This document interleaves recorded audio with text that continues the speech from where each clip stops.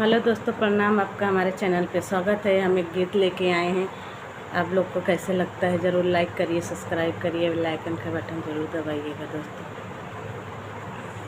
राजा दानवा कुटावा हम बीमार बाटी, राजा दानवा कुटावा हम बीमार बाटी, राजा दानवा कुटावा हम बीमार बाटी।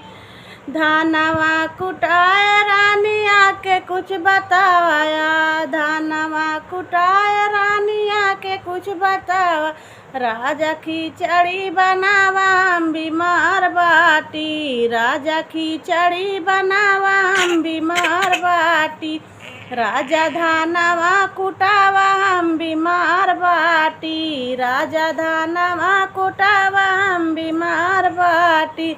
रानी खिचड़ी बनाए आके अब बतावा कुछ, रानी खिचड़ी बनाए अब बतावा कुछ, राजा चिम्मच से खियाए दा हम बीमार बाटी, राजा चिम्मच से खियाए दा हम बीमार बाटी, राजा धानवा कुटावा हम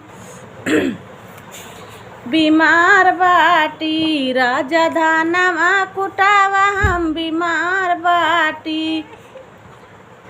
रानी चिम्मच से खियाए रानी बतावा कुछ, अब रानी चिम्मच से खियाए अब बतावा कुछ, रानी चिम्मच से खियाए अब बतावा कुछ, राजा बिस्तरा लगाई दा हम बीमार बाटी, राजा बिस्तरा लगाई दा हम बीमार बाटी, रानी बिस्तरा लगाए अब बतावा कुछ, राजा धानवा कुटाई दा हम बीमार बाटी, राजा धानवा कुटाई दा हम बीमार बाटी, रानी बिस्तरा लगाए अब बतावा कुछ, राजा गोड़वा दबाई दा हम बीमार बाटी, राजा गोड़वा दबाई दा हम बीमार बाटी, राजा धानवा कुटाई दा हम बीमार बाटी, राजा धानवा कुटाई दा हम बीमार बाटी।